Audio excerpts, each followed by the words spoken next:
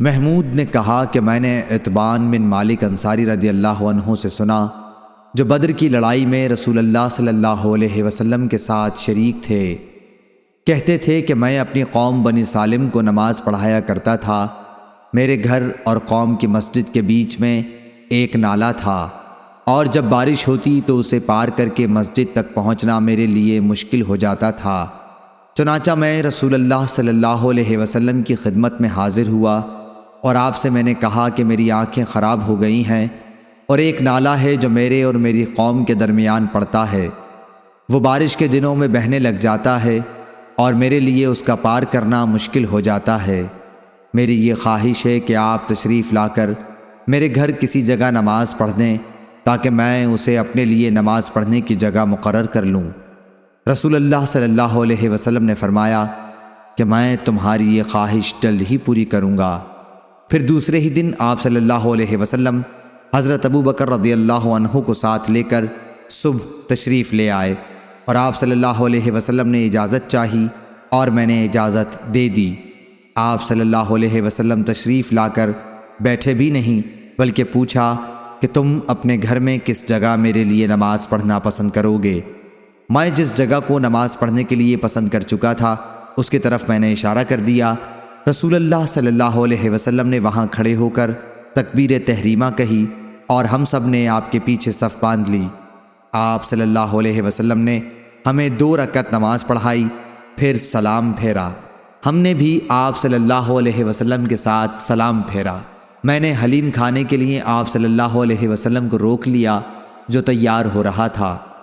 محلے والوں نے جو سنا کہ رسول اللہ صلی اللہ علیہ وسلم میرے گھر تشریف فرما ہیں تو لوگ جلدی جلدی جمع ہونا شروع ہو گئے، اور گھر میں ایک خاصا مجمع ہو گیا۔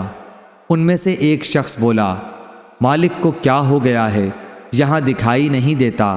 اس پر دوسرا بولا، وہ تو منافق ہے، اسے خدا اور رسول سے محبت نہیں۔ رسول اللہ صلی اللہ علیہ وسلم نے اس پر فرمایا، ایسا مت کہو، دیکھتے نہیں کہ وہ لا الہ الا اللہ پڑھتا ہے اور اس سے اس کا مقصد اللہ تعالیٰ کی خوشنودی ہے۔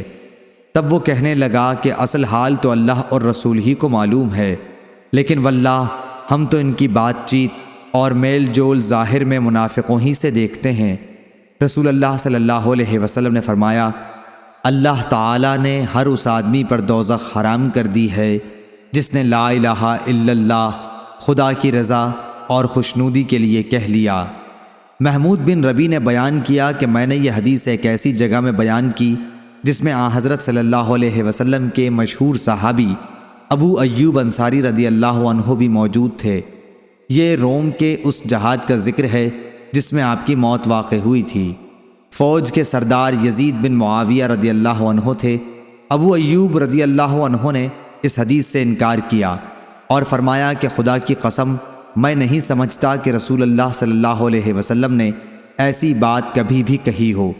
آپ کی یہ گفتگو مجھ کو بہت ناگوار گزری، اور میں نے اللہ تعالیٰ کی منت مانی کہ اگر میں اس جہاد سے سلامتی کے ساتھ لوٹا تو واپسی پر اس حدیث کے بارے میں عتبان بن مالک رضی اللہ عنہ سے ضرور پوچھوں گا۔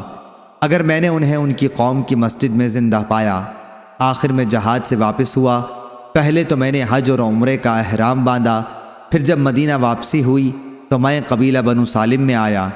حضرت عتبان رضی اللہ عنہ جو بوڑھے اور نابینا ہو گئے تھے اپنی قوم کو نماز پڑھاتے ہوئے ملے۔